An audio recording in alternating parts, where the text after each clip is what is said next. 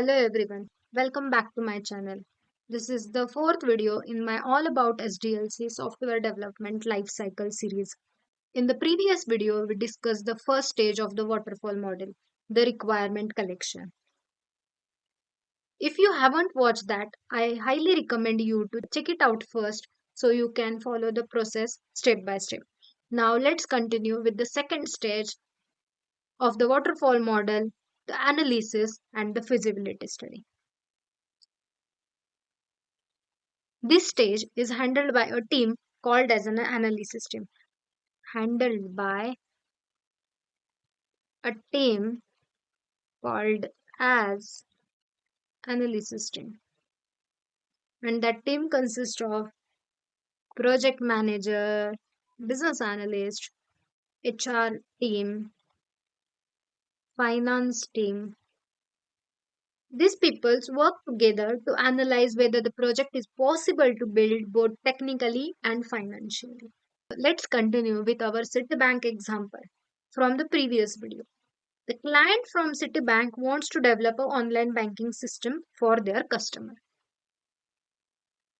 After the business analyst collects all the requirements and prepares the SRS document, it is now given to the analysis team. This SRS document is given now to the analysis team.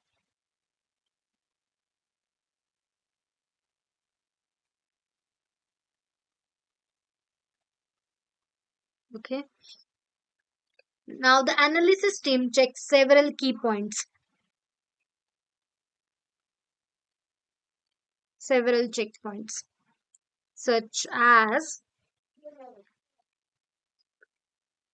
does the company have enough or sufficient resources, that is the technical resources? Says, do we have, that means, do the company have right tools and technologies to use to develop the software? Yes. After that, is the company has enough budget to complete the project? Enough budget. Does the company have sufficient developers, testers, designers, sufficient resources? Resources consist of the developer, tester, and other team. And is the company have sufficient lab setup? After analyzing all these points, the team also checks whether the project will result in a profit or loss for the company. That means after analyzing all these points, the team also checks whether the project will result in a profit or loss for the company. If the analysis shows the project is profitable and realistic, then the company accepts the project.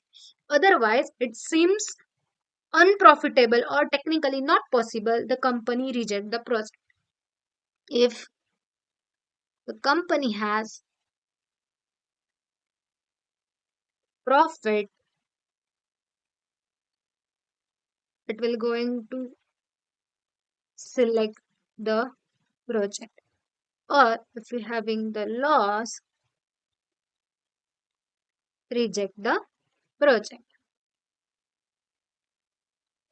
In simple terms, during the feasibility study, the company decides whether to select the project or to reject the project based on the analysis of all these factors.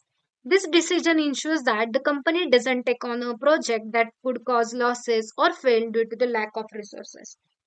In the next video, we will move on to the third stage of the waterfall model, that is the designing phase. Here we will discuss how the actual blueprint of the software is created. If you found this video helpful, please like, share and subscribe to my channel. Also follow my Instagram handle where I will be sharing all notes and updates related to the SDLC series. Thank you so much for watching and I will see you in the next video.